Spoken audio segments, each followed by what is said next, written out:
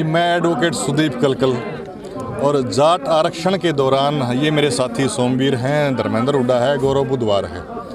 तो हम सारे पीड़ित हैं इस आंदोलन के, जेलों काटी हैं हमने, सीबीआई के मुकदमे भी झेल रहे हैं। तो कल हमने जो है अपनी मांग रखी इनके सामने कि भाई जो हमारे साथ ज्यादतियाँ हुई हैं उनके लिए आपने हमारी क्या मदद की। और सिर्फ हमारी नहीं, इस पूरे आंदोलन के दौरान अलग अलग जो शहरों में, ज़िलों में जो भी भाई जेलों में बंद थे या मुकदमे लगे थे उनके लिए आपने क्या किया था।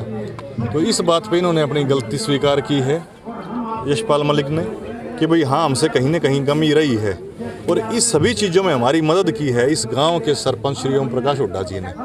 हो सकता है हमारी सुनवाई ही नहीं होती अगर ये हमारे साथ नहीं होते। तो इनके कड़े कदम ने जो है इनको हमारे सामने बैठाने पर मजबूर किया है। तो अभी जैसे मैं कुछ सुन रहा था इनकी बातें कि भाई इतने 2000 केस वापस हो गए, उसमें ज़्यादातर अनट्रेस केसेस हैं। मैं कह रहा हूँ रोड जाम के जो सांपला के केस थे वो आज तक वापस नहीं हो लिए। जो रोड जाम के नहीं हो लिए और केस क्या वापस हो, स्टे लग रहा कोर्ट में, अपनी जो है सरकार उसमें कुछ कदम नहीं उठा रही। और पिछले 3-4 साल से किसी भी समिति ने वे क्या कर दिया किसी के लिए जो आज जो है हमने यहाँ आना पड़ा। अगर ये पहले ही कर देते तो ये नौबत नहीं आती कि हम धरना देंगे या विरोध कराएंगे, ऐसी कोई मुद्दा ही नहीं उठाना था। तो कहीं ना कहीं अनदेखी बहुत रही है और हमें परेशानी भी बहुत रही है।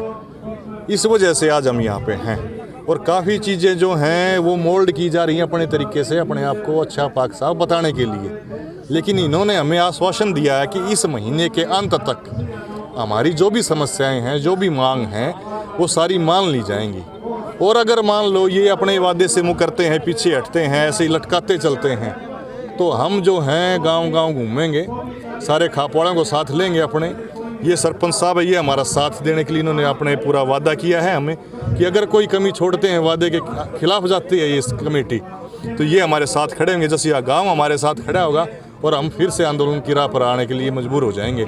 लेकिन हमारी मांग है कि जो शहीद हुए थे इस आंदोलन में, जो नींव थी इस आंदोलन की, जो इस भवन की जो शुरुआत जो हुई है, उनको कहीं नहीं पूछा जा रहा। आज भी कल जो हमारा समझौता हुआ है, इसलिए हमें इनवाइट किया गया, वो भी सरपंच साहब के द्वारा, इसलिए हम आ गए यहाँ पे। नहीं तो ये तस्वीरें लगा रखी हैं शहीद बच्चों की, आपने देखी होंगी स्टेज पर। क्या किसी एक का भी परिजन यहाँ पर इन्वाइटेड है? सिर्फ हमारे इमोशंस का दोहन किया जा रहा है। ये हमें कतई स्वीकार नहीं है। हम नहीं चाहते कि हमारे नाम पर लोग जो है चंदा इकट्ठा करें और ऐसे भवन का निर्माण करें जिसके नींव में जो है इस प्रदेश के बच्चों का खून दफन हो। हम मांग हमारी ये है कि उनके परिवारों को शामिल किया जाए, जो भुखभोगी पीड़ित हैं उनको इस ट्रस्ट में शामिल किया जाए, और जो ये गांव जिसकी ज़मीन पर ये सारी चीज़ें निर्माण हो रही हैं उस गांव को एक कोटा दिया जाए, उसका एक स्थायी मेंबर इसमें रखा जाए, उस गांव के बच्चों को एडमिशन और नौकरियों में प्राथमिकता दी जाए। ये हमारी मांग है। नहीं, ये यशपाल मलिक तो ये कह रहे हैं इनमें उनका कोई कसूर नहीं है जो आप लोगों के साथ हुआ। ये सरपंच साहब मौजूद रहे, कल इनके सामने उन्होंने अपनी कमियां स्वीकार की हैं कि भी हाँ, हमसे गलतियां हुई हैं। नहीं, आपको क्या लगता है इसके पीछे कौन है? किस बात के पीछे? जो आप लोगों के साथ हुआ, जेल हुई है। नहीं, ये तो इसके पीछे तो निश्चित रूप से सरकार है। यशपाल मलिक ये कह रहे हैं इसमें मेरा कोई कसूर नहीं है। देखिए, यशपाल मलिक का कसूर हम ये मानते हैं कि जब प्रदेश ने, सारे जनता ने उनका साथ दिया तो उन्होंने हमारा ध्यान क्यों नहीं रखा? ये उनकी कमियां हैं।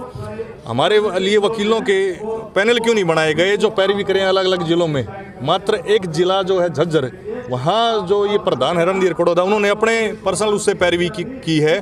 बाकी अन्य जिलों में क्या पीड़ित नहीं थे?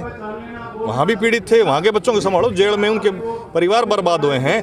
हमारे केस में विजेंद्र और भोकल है, खेड़ी साथ गाँव का, उसकी हत्या कर दी जाती है, उसका आज तक ना कोई हत्यारा पकड़ा गया।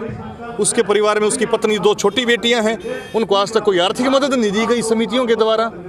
तो कमी किसकी कहें? सिर्फ इस बात पे बड़ाई करेंगे ये भवन बन रहा है, उस बात के लिए हम उनकी निंदा नहीं करेंगे। उनका परिवार का ध्यान कौन रखेगा जो इस आंदोलन में, इस लड़ाई में जो है प्रदेश के लिए आगे बढ़े थे, समाज के लिए, उनका कौन ध्यान रखेगा?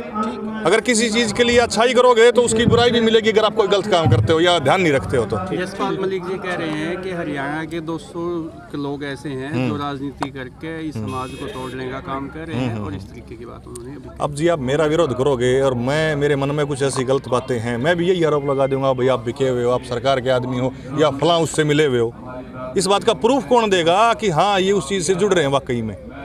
तो कोई मुंह ज़बानी कोई भी कुछ कहते, हम तो प्रूफ देंगे जो हम बात कहेंगे, हम उस घरों में लेके चलेंगे जिनकी ये समस्याएं हैं। आज भी हमारे ऐसे केस वाले बेचारे, कोई ऑटो चला रहा है, किसी के पास कुछ समस्याएं हैं, जीवन यापन के साधन नहीं है, जेलों ने बर्बाद कर दिए, तोड़ दिए, लाखों रुपए खराब हो गए। जो अब हमारे बाहर आने के बाद भी जो हमने मदद की हमें मिल रही है, वो हमारे जो रोहतक के आसपास के खाप प्रधान हैं उनके द्वारा मिल रही है, इसके अलावा नहीं मिल रही। लेकिन अब ये कह रहे हैं कि भी हम आपकी मदद करेंगे, जो गलतियाँ हमसे हुई हम उनको दुरुस्त करेंगे। जाट आरक्षण संघर्ष समिति के पास मोटा चंदा था, उस चंदे से कोई मदद हुई आप लोगों की जो जेल में? बिल्कुल नहीं हुई हमारी कोई मदद, ना कोई वकील खड़ा किया गया, ना कि किसी की कोई पैरवी हुई, ना कोई अंदर जो खर्चे होते हैं जेलों के वो किसी को दिए गए, कोई मदद नहीं की गई। क्या लगता है अब हो जाएगा 1 महीने का जैसे टाइम दिया? महीना भी कहाँ है जी, 20 ही दिन है अभी तो, आज तो 10 तारीख होगी, इसी महीने में निपटाने की कह रहे हैं। नहीं होता तो यही जसिया धाम है, यही गांव है, यही हम खड़े हैं। फिर आ जाएंगे आपके पास, फिर आएंगे, अपनी बातें सुनाएंगे, अपनी बात रखेंगे, जो दुख हमें है वो फिर बताएंगे आपको, पूरे प्रदेश में घूमेंगे, लोगों को इकट्ठा करेंगे यहाँ पे।